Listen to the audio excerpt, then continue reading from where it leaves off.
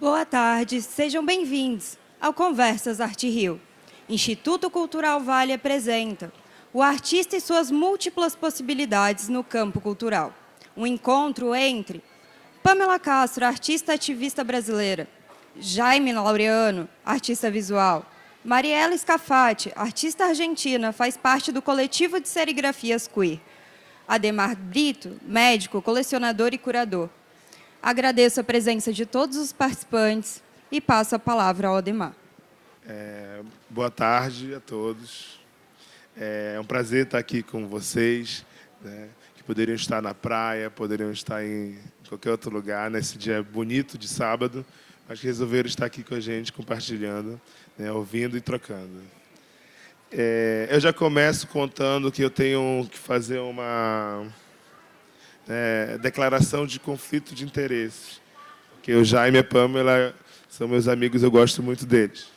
Apesar de estarmos aqui formalmente profissionais, né, e eu acho que o tom da nossa proximidade pode dar uma informalidade que, para um sábado à tarde, pode vir a ser interessante. Né.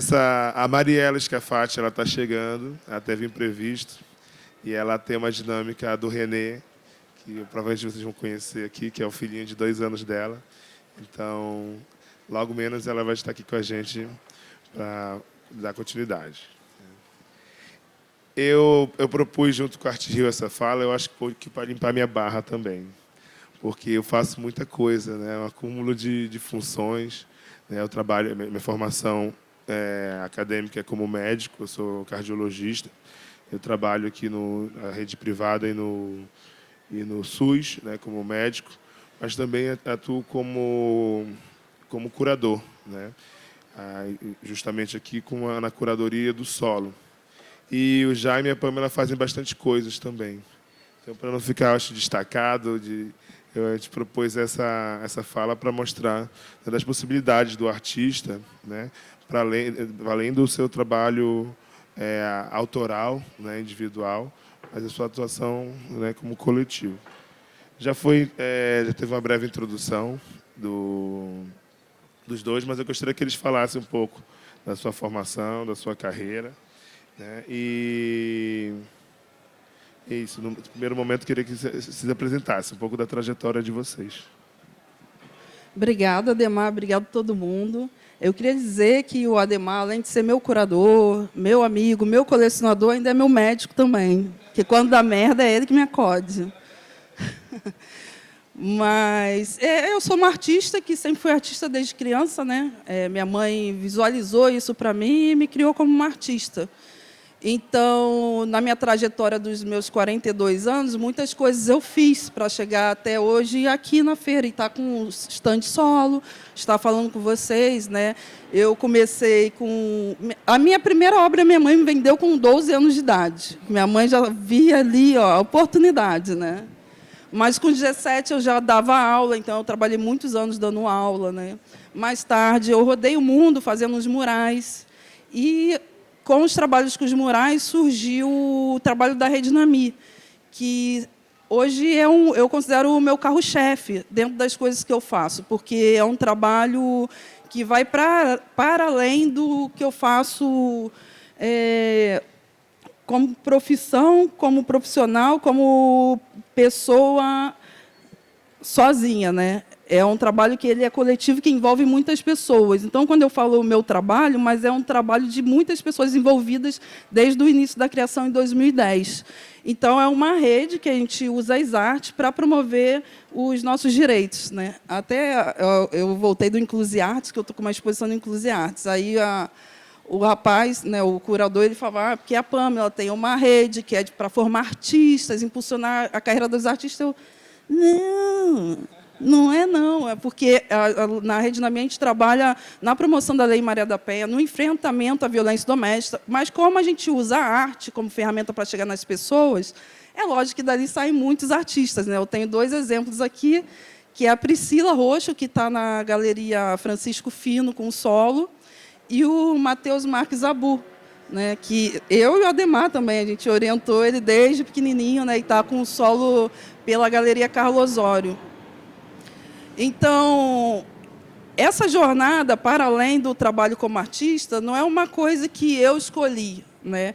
É uma coisa que aconteceu por necessidade, porque esse mundo da arte é um mundo muito difícil, não só nesse espaço que a gente está aqui, mas é porque, como artista, não é só arte contemporânea e esse circuito que se trabalha, né? A gente tem o circuito de street art, você pode trabalhar com tatuagem, com ilustração, tem vários outros caminhos para seguir como artista, né? E todos eles são muito difíceis, né? E, principalmente nesse circuito principal da arte contemporânea, a gente sofre muito preconceito por ser negro, eu por ser mulher. Mais recentemente, eu tenho um diagnóstico do espectro autista. Então, mais recentemente, eu acho que artistas como eu, como o Jaime, começaram a ter um reconhecimento nessa área. Ainda assim, a gente encontra muita dificuldade. Então, quando eu organizo uma exposição, participo da feira com um stand, com as participantes da Rede Nami, promovendo o nosso livro Hackeando Poder, eu faço, não é porque o meu trabalho, ou eu gosto, lógico que eu gosto, né? Mas é principalmente porque tem uma necessidade. Eu descobri há muito tempo, quando eu era muito rejeitada, muito mais do que eu me sinto até hoje, que até hoje eu sempre carrego esse sentimento de rejeição, né? Eu percebi que não adiantava só eu ficar esperando as pessoas convidarem para a exposição, convidarem para fazer o mural, para participar de uma farra. Se eu ficasse esperando ali, não ia acontecer nada nunca na minha vida. Então, eu falei assim, já que ninguém convida, ninguém quer a gente, vamos montar o nosso próprio circuito. E, na Rede Nami mesmo, hoje em dia tem grafiteira pulando para tudo quanto é lugar no Brasil todo. Todas elas são feministas, por conta do trabalho da Rede Nami, né? E a gente não depende de nenhum homem para poder ter exposição, fazer os murais, fazer nossas paradas, porque a gente construiu o nosso próprio circuito, né? E eu acredito que a mesma coisa pode ser implementada nas outras áreas, né? Tanto que está aí o Hackeando Poder, né? Que agora também, além de todos os adjetivos que pode ser falado, ainda tem esse de escritora, né? Editora, escritora, a coisa isso. toda. Mas né? aprofunda um pouquinho mais do Hackeando Poder, que eu acho que vai ser bem legal. Que é um livro que eu concebi justamente para compartilhar o conhecimento do hackeamento, que é isso, essa história que eu contei para vocês, né? De você não depender do convite do outro para poder construir a sua trajetória, seja ela na arte contemporânea ou em qualquer outras dos caminhos que a arte possibilita.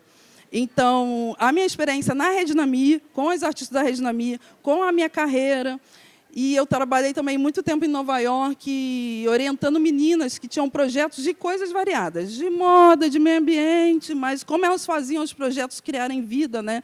Então, peguei todo esse conhecimento e coloquei no Hackeando Poder, que é um livro que não é meu, né? É um livro coletivo. Então, são mais de 50 pessoas participando, entre, por exemplo, a curadoria da Carolina Laureano, que está aqui, que fez das imagens do livro.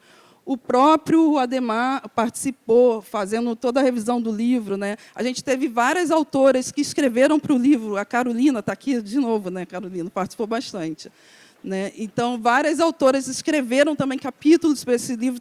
E teve essa parte dessa escrita coletiva, que foi feita com a minha equipe durante a pandemia. A gente otimizou o tempo da pandemia escrevendo esse livro.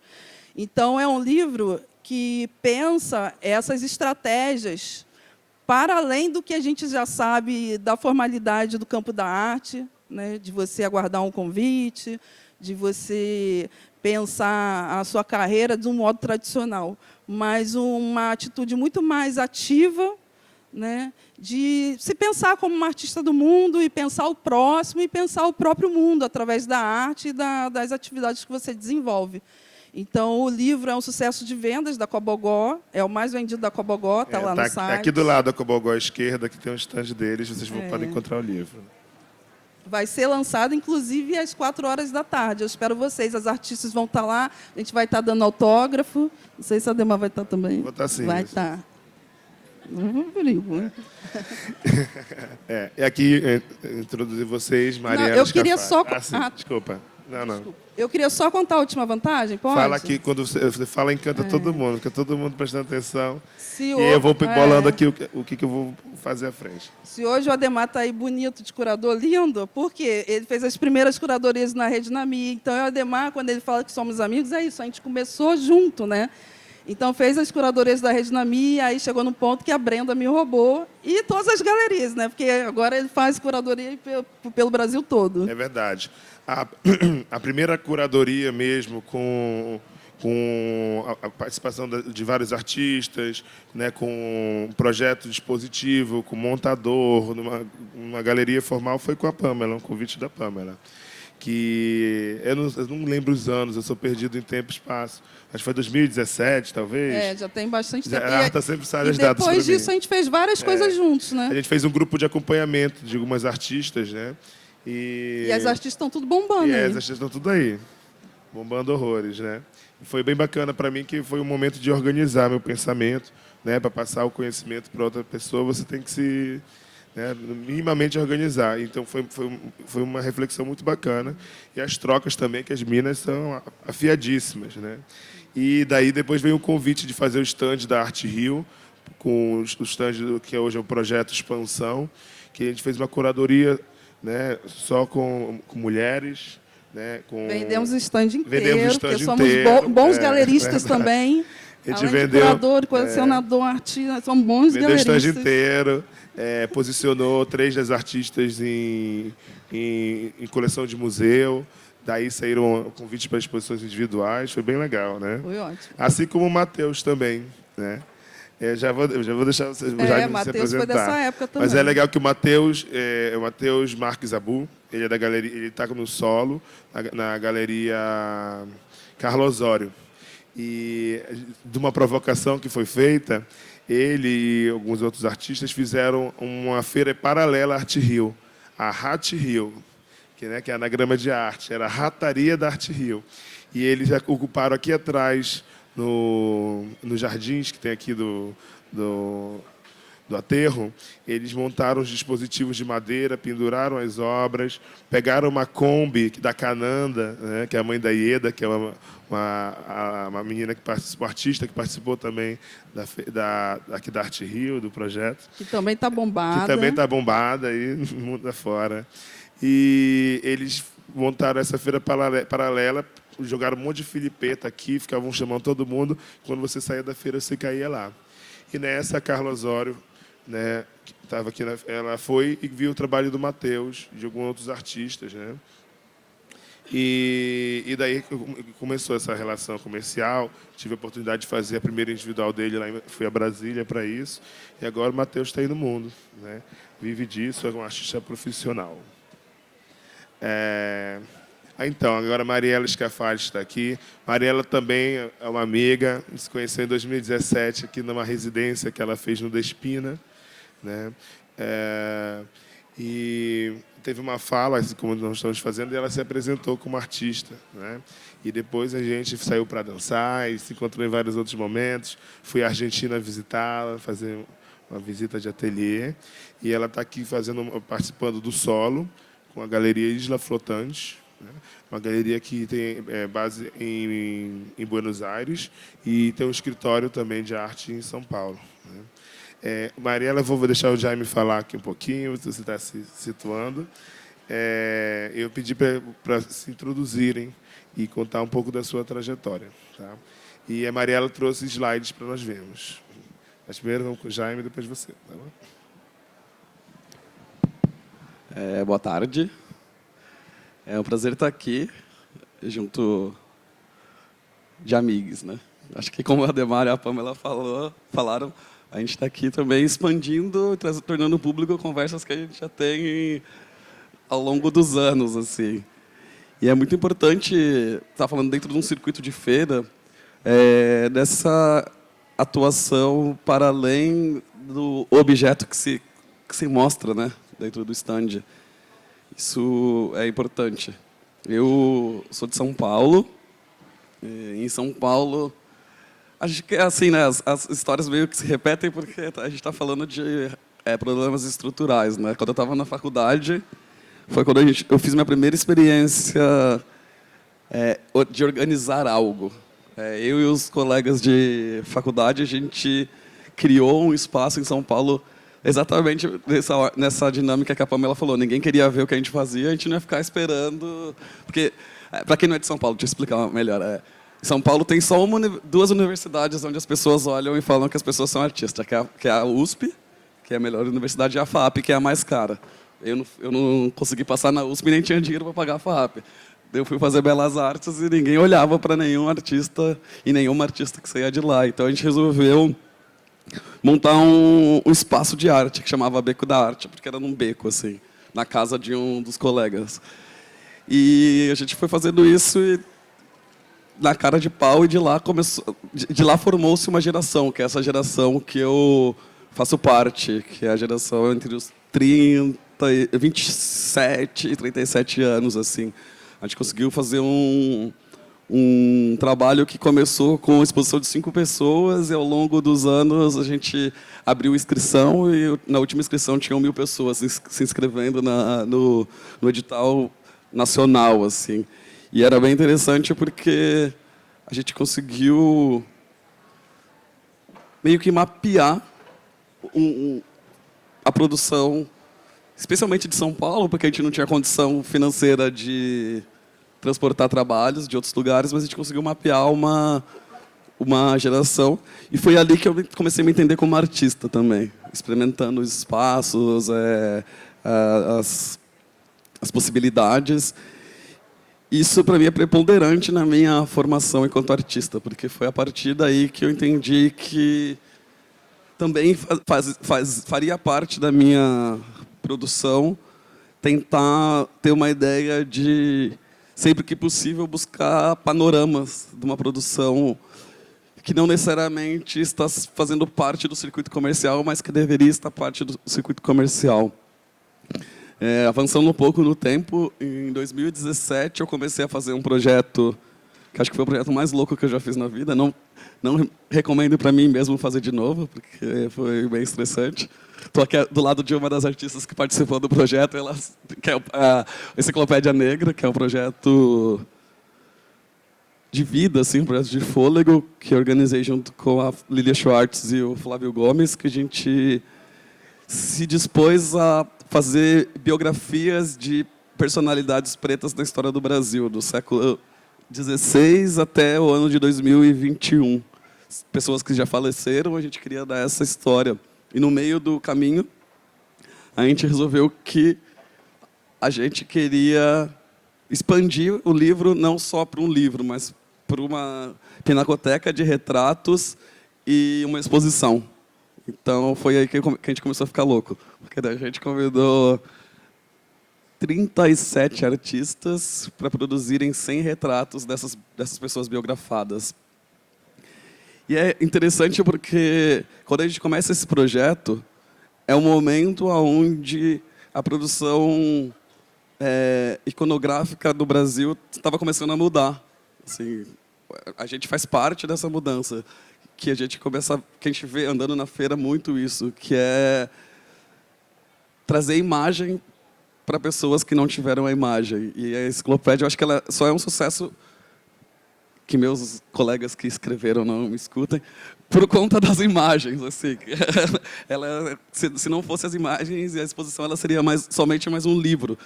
É um apelo visual. Né? Exato, e a gente conseguiu reunir junto pessoas muito interessantes, artistas muito interessantes no livro, assim, que não necessariamente estariam se fosse uma curadoria ou um pensamento de artes plásticas caretas, assim, porque tinha gente de várias idades, de várias linguagens, de vários estágios de carreira. E, para mim, foi uma escola organizar esse projeto, porque também me transformou de pensar a produção artística também num projeto editorial. Tanto que eu não assino lá como editor ou como organizador, eu assino como artista plástico mesmo, artista visual, porque, para mim, estava na ideia de se construir uma narrativa da visualidade, construir uma narrativa da memória a partir da visualidade.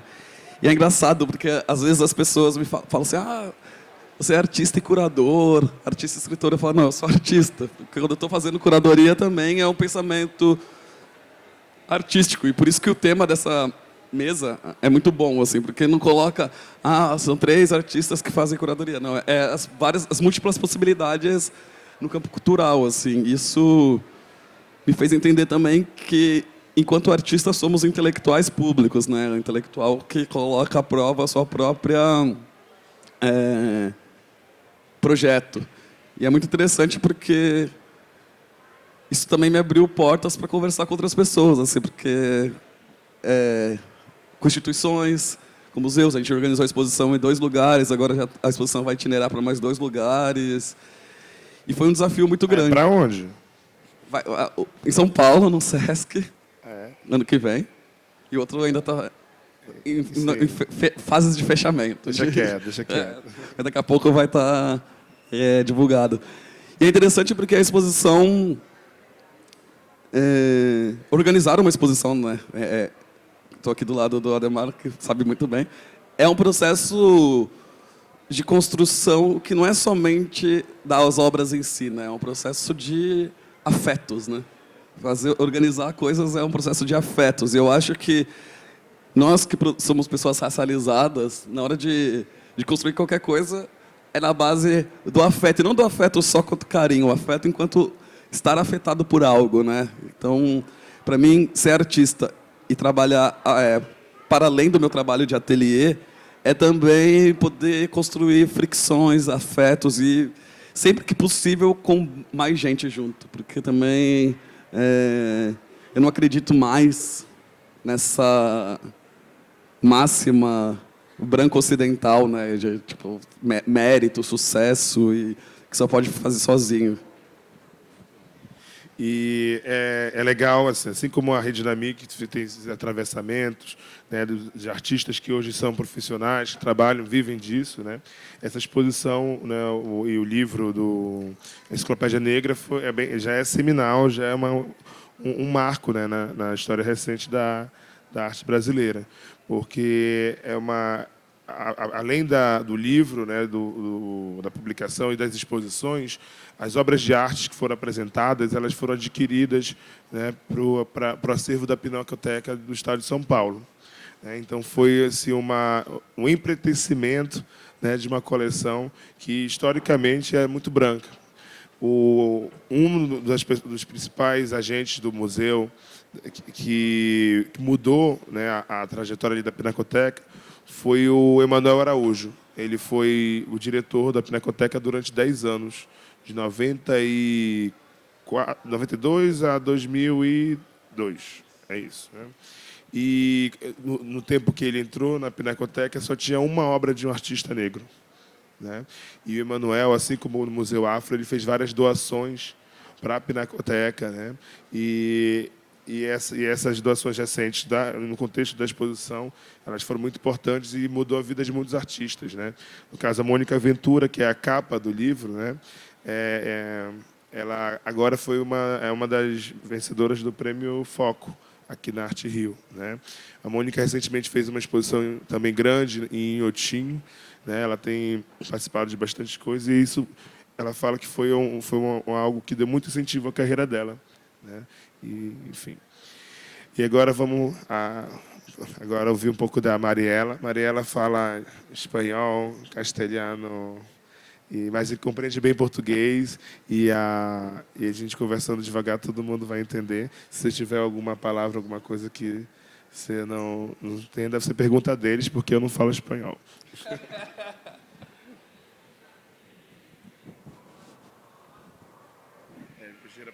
Oi, muito obrigada por el convite, la invitación y disculpa por no falar portugués.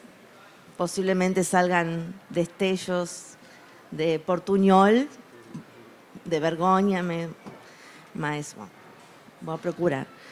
Pensando un poco de qué es la trayectoria, recordé una charla que tuvimos una fala con Ana Prata y que coincidíamos que que el arte nos había salvado, como que teníamos eso en común. Es simple la idea, pero ahí nos reconocimos que nos pasaron cosas en la universidad pública, en la escuela. Bueno, tuvimos la fortuna, el privilegio de poder escoger ser artistas. Y bueno, nos toca estar acá en una feria. La feria es uno de mis espacios de trabajo y después son otros también los espacios de trabajo, como la calle, asambleas, las locuras, festas y todo. Acá estoy mostrando una obra bien para adentro, medio de bastante, ¿cómo es? ¿Brincadeiro? No. Como un divertida? Sí, no sé si es divertido. Un jogo, como un jogo.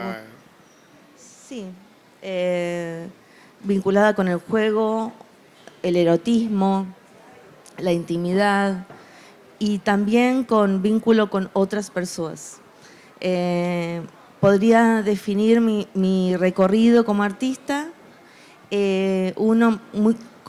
creando todo el tiempo diferentes colectivos o siendo parte de muchos colectivos. Puedo decir taller popular de serigrafía. Bom, você pode, el técnico puede hacer así como un porque son muchas, pero para poder comprender de qué estoy hablando. Bueno, es simplemente para pasar una atrás de la otra, así, sin problema. Bueno, y que todas parten bastante del placer como serigrafistas queer, de poder estar en la calle, en la rúa, no solamente en contextos LGBT, sino también en alianza con otras lutas. Y entonces lo que podrán ver acá en las imágenes es un poco un proceso de cómo algo que era un pequeño grupo va creciendo, las alianzas. Este está inspirado en una frase de Sueli Rolny que dice: voz a los movimientos de deseo.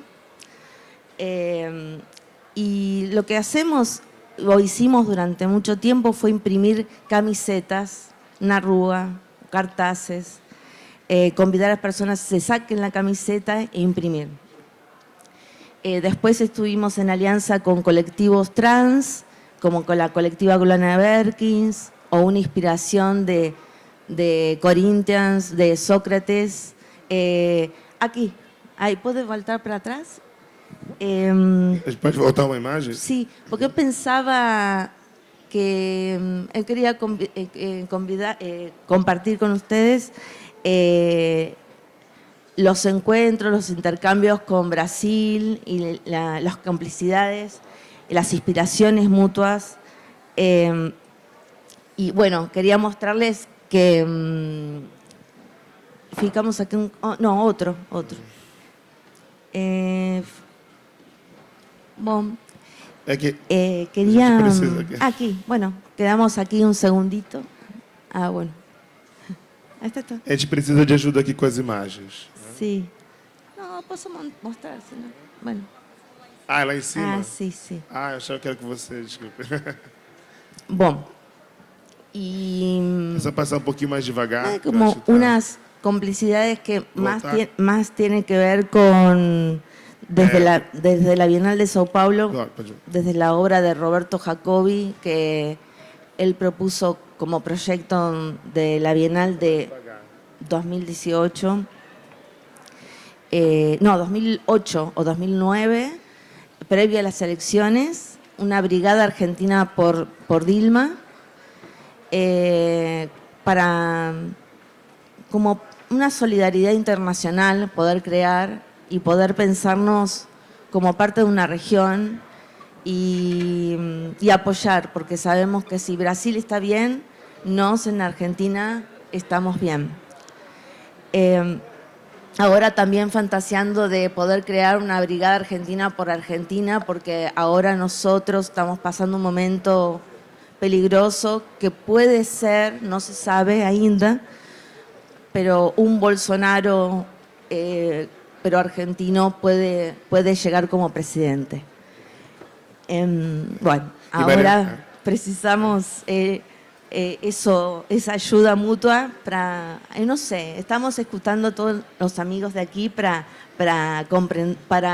aprender, para atravesar, para tener outras ferramentas. Mariela recentemente fez uma performance agora na Bienal de São Paulo, na última edição, e participou também com o coletivo, né, que é uma das fundadoras, dos serigrafistas queer da última Documenta de Kassel, né? Eu queria que você contasse um pouco dessa experiência coletiva, Sim. né, e desses convites, né, Sim. que tiveram recentemente duas exposições muito importantes. Sí. Né, y que tiene una cuestión colectiva bien marcante. ¿No? Sí, bueno, voy a tratar de no mirar las imágenes y se combinan las dos cosas. Sí, estamos hace 15 años trabajando con serigrafistas queer y en la última Documenta 15 nos han invitado y fue como la primera vez que estamos en una situación así. No todos somos artistas, pero eso no importa porque para mí todos son artistas, son maestros, futbolistas, sociólogos, maestros, las escuelas, más. Y encontramos ahí un modo de hacer de los sures, ¿no? En Documenta, muy semejantes a los nuestros, y esa es una de las vidas de artistas que estamos teniendo, digamos. Otras han tenido otras formas que tienen más que ver con poéticas acerca del color, de poder debatir sobre el color en contextos políticos. Otras es de poder alterar el paisaje público, la situación, el espacio público. Bueno, acá hay un ejemplo, por ejemplo, acá es la Plaza de Mayo, donde está, bueno, la plaza principal. Y fantaseamos hacer unas piletas, unas piscinas, para hacer un homenaje o visibilidad en repudio a que esté presa Milagro Sala, una referente política indígena, mujer, que ha estado haciendo en el norte de Argentina, en la zona más desierta, programas de mucha pobreza, programas de vivienda y también piscina gigante como en Mar del Plata, en la zona donde hay mar. Y aún vi una camiseta que decía, ¿cómo decía? ¿Negros de la piscina? Negros... Negros na Piscina, que é um trabalho do Paulo Nazaré. Sí, vi eso. Y ahí me acordé de esta acción que fue simplemente mostrar estos diseños simples a una organización, y ellos llevaron adelante y pusieron las piscinas en la 9 de julio. Llevaron las piscinas y aconteció durante el verano eso, y llamamos esa acción piletazo. Pero eso nació de un diseño sobre papel bien simple y... Bueno, y nadie sabe quién lo hizo. Nosotros fuimos parte de eso, creamos, pero después se agradeció a los transfeministas que habían colaborado con esa visibilidad. Tá ótimo. No, quiero dejar espacio para seguir falando, escutando você. Ainda temos espaço. Sim, sim, sim. Tem que aproveitar a sua presença, né, todo dia que você está aqui no Brasil, né? Agora vamos voltar para a Pamela. Né? Assim como a Mariela fez esse trabalho com os serigrafistas queer, né, que é um coletivo, a gente entende também o Afrografiteiras como um projeto coletivo também, né? E é um projeto que às vezes fala-se que é um projeto de base, né? E eu queria que você contasse da trajetória, né? O que vocês têm feito, se ainda tem hoje, né? E dos núcleos, dos lugares, dos espaços que vocês agem. O Afrografiteiras é um projeto que eu chamo isso de base, né? porque a gente consegue pegar essas meninas que eu costumo dizer que estão aleatórias no rolê, né, e jogar nos movimentos sociais. Então, por exemplo, muitas artistas que a gente tem hoje, que estão em galerias, estão produzindo, elas passaram pelo Afrografiteiras, mas as pessoas nem sabem, porque, teoricamente, o Afrografiteiras não é um projeto de formação em arte contemporânea, então é um projeto de formação em lideranças, né? Então, eu passei até 2014 fazendo muito trabalho de promoção da Lei Maria da Penha. Então, a gente ia nas escolas, fazia as oficinas nas escolas, e, de repente, mudou o governo e a gente teve um sucateamento de toda a estrutura de proteção das mulheres. A gente teve uma descredibilização da Lei Maria da Penha. Então, a lei passou a não funcionar direito, né? Não tinha mais as ferramentas para proteger as mulheres. E eu pensei, bom, não adianta mais eu ficar fazendo oficina em escola para falar da Lei Maria da Penha, explicar como é que ela funciona, se a lei não está mais funcionando. O que a gente, como uma organização de direitos das mulheres, pode fazer para mudar essa realidade? Então, a gente pensou, vamos, então, fazer um curso de formação de lideranças. E essas lideranças vão ser as mulheres que vão brigar pelos direitos, para a mudança das leis, e vão reconstruir toda a estrutura de proteção às mulheres. E foi o que aconteceu, né? A gente começou em 2015, o Afrografiteiras. A última turma aconteceu no ano de 2021, se eu não me engano, né? Então, foram, não sei nem fazer essa conta, 6 anos, né? Nesses 6 anos, foram mais de 1.000 mulheres que passaram no curso. E o mais legal, porque quando eu falava isso, que a gente estava formando as lideranças, que iam reconstruir as leis, as estruturas, todo mundo olhava com a minha cara. A Pamela, as maluquices dela, que eu sempre fico meio megalomaníaca, né? Mas hoje, quem está construindo toda a estrutura de cuidado das mulheres aqui no Rio de Janeiro é a Joyce Trindade, que é a secretária de Política Pública para as Mulheres, né? Então, ela cuida das casas-abrigas, a casa de atendimento à mulher, está aí lutando pelas mudanças na lei, faz todo o atendimento. E ela foi a nossa aluna, a primeira formação dela foi na turma de 2016. Então, o plano de fazer a formação das lideranças, ele foi feito. Essas lideranças, nem todas viraram artistas, né? Tem a Roxo, que começou no Afrografiteiras, mas outras viraram outras coisas. A Joyce foi trabalhar nesse campo das políticas públicas, a gente tem meninas que estão no Islã das Minas fazendo poesia, a gente tem mulheres espalhadas por tudo quanto é canto. Às vezes, a liderança é no bairro, é na escola, é dentro da própria casa, porque as casas também precisam que as mulheres liderem e mudem a forma estrutural como existe, né? Então, o Afrografiteiras foi esse projeto. E foi o projeto também que a gente começou a trabalhar junto, que ele contou aqui, né, com as curadorias, né? Por isso, porque as meninas iam lá para fazer os desenhos sobre o movimento, né, de mulheres, o movimento negro. Todas elas eram meninas negras, era o critério para participar, né? E muitas se tornaram artistas, e a gente começou a desenvolver outros programas para abraçarem essas meninas, essas mulheres, né? Dentro das articulações que você fez, Pamela, uma vez, eu lembro que você convidou o Jaime para fazer uma conversa, né? Mas já foi para o Hackeando Poder. Foi para o Poder, né? A gente começou a pesquisar os artistas, como é que eles faziam para tocar a carreira, e o Jaime foi um dos entrevistados. E eu estava, e foi bem emocionante, foi bem legal, que você compartilhou da sua trajetória, né? E eu queria que você falasse um pouco, não precisa se expor, mas você é um artista de uma geração, né, que acho que eu e a Pamela, a gente acompanhou muito disso, que tinha um cenário da arte que era muito diferente, né? Nós não éramos as pessoas que eram comuns, né, que eram frequentes. Até ontem o Moisés Patrício estava aqui, né? Anteontem, não sei se ele veio hoje. A Pamela brigou, o Moisés veio ao Rio de Janeiro e ficou junto na sua casa, né? E o Moisés precisava de um convite para a feira, e eu dei o meu convite para ele. Na época, eu acho que estava trabalhando, estava com crachá, e eles mandam um convite físico da Ademar Colecionador, e tem um crachá de Ademar Trabalhador, né? Eu dei para ele, né, isso. que estava na sua casa. Ele tirou uma foto na sua casa e depois isso virou um trabalho dele, né, que foi divulgado na Arte Sampa, né, quando teve essa edição da Arte Rio em São Paulo.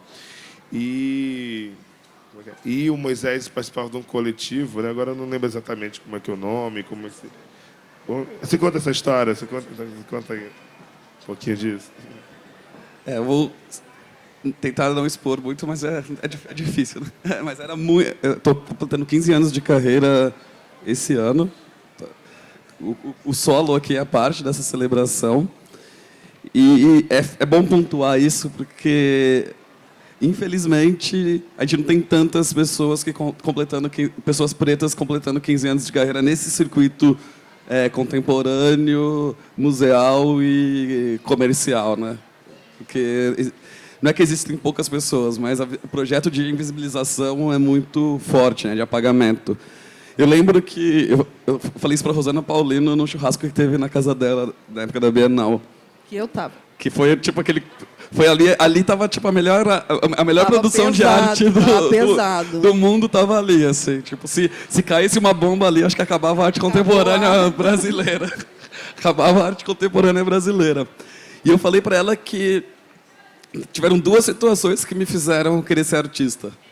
A primeira foi uma coisa mais sensorial, que foi... é engraçado que essa exposição foi na galeria que me representa agora, que foi ver a piscina Cosmococa do Hélio montada em 2006 durante a Bienal da Lisette, lá em São Paulo. A programação na galeria Nara Rosler tinha um trabalho do Hélio. E a segunda foi ver o trabalho da Rosana Paulino, porque eu percebi que era possível fazer arte do jeito que eu faço, do jeito que eu me formei enquanto ser humano. E eu... A presença negra do Moisés. Não, sim, eu vou chegar nisso, assim, porque você ia nos lugares e não via a produção e não via pessoas vendo vendo arte, né, nas galerias e tudo. E o Moisés e um grupo de outros artistas, outros e outras artistas, formaram esse coletivo chamado Presença Negra, que era um ato super simples, mas super radical ao mesmo tempo, que era marcar um ponto de encontro numa abertura de uma exposição em São Paulo e chamar pessoas pretas para verem a exposição. E isso causou um rebuliço tão grande no circuito de arte branco brasileiro, assim, que desnudou aquela estrutura que persistia em ficar falando que não existiam pessoas pretas frequentando espaços expositivos.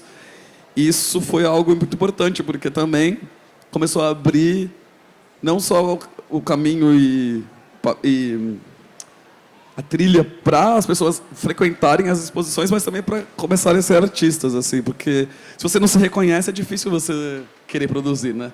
Acho que essa é a pior parte do racismo. Eles fazem com que a gente não se reconheça como tal. Então, se reconhecer é importante. E aí saiu umas fotografias assim, meio engraçadas, estranhas, porque como chegavam numa exposição de arte, sei lá, 20, 30 pessoas negras, a gente não estava esperando, virava-se uma maioria, né, na presença. E as pessoas ficavam se questionando se era uma performance, se fazia parte da exposição, o que era, ficavam tirando foto, olhando, né? Isso é bem sintomático da nossa sociedade. Mas você sabe que na abertura agora da Bienal de São Paulo, uma galerista estrangeira que estava, ela veio comentar comigo como o Brasil era diverso, que ela nunca tinha visto uma abertura assim, com tanta gente diferente. Ela chamava assim, as pessoas diferentes, né? Muito bom. A gente já vai ter que ir encaminhando para o final, a gente tem 8 minutos. Né? É isso? 18, aumentou um pouquinho. Tá bem. Né? E, Mariela, você contaria para eles um pouco mais da sua relação aqui com o Rio de Janeiro? Né? Como é que foi a sua residência época? Né? E no que isso transformou, o que isso influenciou no seu trabalho? Bueno, para mí no he hecho tantas residencias y esa fue la primera en Río. Y me parecía que era un momento para para hacer algo totalmente diferente a lo que venía haciendo, que soy más pintora. Quería hacer ropas. Y cuando llegué acá sucedió así, en ese momento no estaban pasando cosas muy buenas en Argentina y estaba obsesionada, pendiente de escuchar las noticias de Argentina y no estaba viviendo y disfrutando Río. Y un amigo en ese momento me dijo, a vida sin Poe. Y ahí me cambió todo y me permití salir a comprar y disfrutar las telas de Sahara y pensar cosas y fantasear. Y todo el primer mes estuve yendo a fiestas, un campamento organizado por Capacechi, un encuentro con Silvia Kusikanski. ¿Kusikanki? Silvia, ahora me sale. Silvia Rivera Kusikanki. Y después, distintos lugares de Río, Casa Nein también, hice una oficina de serigrafía, así, manifestaciones y tal. Entonces, en esos lugares conocí a diferentes personas y invité para ser parte del proyecto final de la residencia, que fue hacer un desfile, que van a poder ver en la galería un video donde está un desfile, pero es una performance, y donde al final invito como si fuese la novia que termina el desfile a Mateusa Passarelli. Él estaba con un vestido que hice con un paño de Shawn de Roosevelt, que conocí en una feria de arte, un mercado de un barrio, de una plaza. Y le pregunté si podía usar ese paño de Shawn que decía O Globo Golpista, si podía utilizar. Me dijo sí, no como arte, sino como paño de Shawn. Entonces hice el vestido y al final de la performance saco el paño y el público empezó como a limpar Ollao y nosotros a bailar y fue una fiesta para mí inolvidable. Al poquito tiempo, Serigrafistas Queer, mi colectivo, nos invitaron para participar de historias de los feminismos en Maspi, y en ese contexto dimos una oficina abajo, en la entrada del museo, y ahí vinieron algunos amigos y otros nuevos, y de esa participación también de esa participación salió una matriz muy importante, una serigrafía, un marco, que creó Mateusa, que decía Corpo Traesnio. Y a nosotros nos conmovió mucho, nos identificamos con esa frase escrita delicadamente, con puntitos, y decía Traesnio, mas era la palabra extraño invertido para poder explicar a su abuela quién era ella. Y nos acompaña y es parte de nuestro archivo y guardamos mucho cariño. Y a través de ella también conocí mucho como las realidades de las primeras generaciones que estudiaron en la UERJ y también lo que es ser artista preta, no binaria. No sé, como que me aparecen así como memorias bien lindas. Y entonces siempre me desvío e termino falando de qualquer coisa e não estou falando do que você me perguntou. Mas a Mateusa foi uma pessoa muito inspiradora, né? Uma pessoa muito importante, que atravessou muitas pessoas, né? Sim. Vamos aproveitar o restinho do tempo que a gente tem para fazer propaganda. Eu queria que vocês falassem um pouco das exposições. A Pamela está já introduziu um pouco. Falar um pouco da exposição que você está tendo, a sua individual no Inclusartes, e falar um pouco do stand. E o Jaime também está com exposição individual no Museu de Arte do Rio Mar, e aqui também com o stand.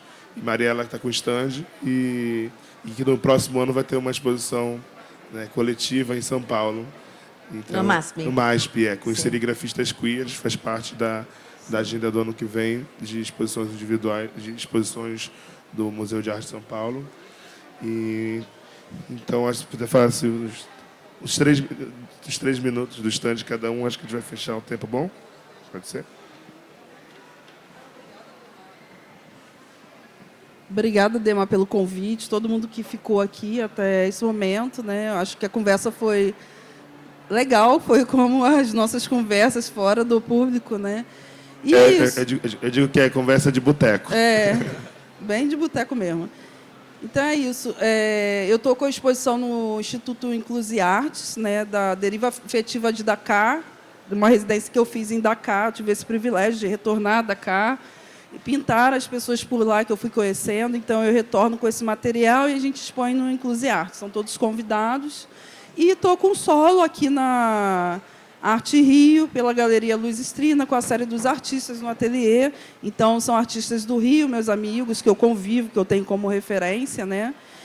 E também estou com o stand da Redinamia aqui em cima, que a gente tem uma seleção de artistas do livro Hackeando o Poder, curadoria também da Carolina Laureano. É isso, né? Agora, às 4, o lançamento do Hackeando o Poder. E eu tenho outra mesa ainda hoje, 6 horas, pelo Instituto Inhotim, que eu também estou com múltiplo Inhotim. É tanta coisa que eu vou esquecendo. Estou brincando que é o Pamela Palusa hoje, que ela vai estar frequente aqui em várias coisas. Obrigado, Demar. Assim como a Pamela, também fico feliz de vocês estarem aqui até agora. Eu estou apresentando no Museu de Arte do Rio Mar, até dia 1 de outubro, a exposição Aqui ao Fim do Mundo, que é uma exposição celebrativa dos meus primeiros 15 anos de carreira. E aqui no stand do solo, com a Galeria Nara Rosler, eu estou apresentando um recorte dessa produção também, dos 15 anos, com trabalhos que eu fiz especificamente para cá, mas alguns trabalhos que a gente reuniu também para mostrar essa multiplicidade de linguagens. Então, eu convido todos e todas para irem aqui ver o nosso stand, ver o stand da Pamela, ver o stand da Mariela, e também ir no Mar e no Inclusa Artes para ver as exposições, porque são exposições históricas, né? Que já são históricas, porque a gente construiu tanto a exposição da Pamela como a minha com muito entusiasmo e muita energia. Bueno, agradecerte mucho, Demar, agradecerte estar tan presente en la escena artística, no solamente Brasil, sino en Latinoamérica, yo por lo menos donde te he visto activo, y bueno, agradezco tu vitalidad, eso, compromiso con el arte y la vida. Y bueno, que puedo decir así de noticia, que estoy con una galería que se llama Isla Flotante, que está en Buenos Aires y que tiene un escritorio en São Paulo. Y bueno, estamos así, construyendo un diálogo, intercambio, un trabajo pausado, firme. Y en un rato voy a hacer una performance en el espacio, aquí, bem cortita. Se você quer, estão convidados. Muito obrigada. É isso. Então, agradecer à equipe da Arte Rio, à equipe de acessibilidade, e a todos que fizeram possível essa fala, especialmente vocês que resistiram até o final, né, a esse dia que está tão bonito, né? Então vamos aproveitar a feira e é isso. Vamos tirar uma foto bonita.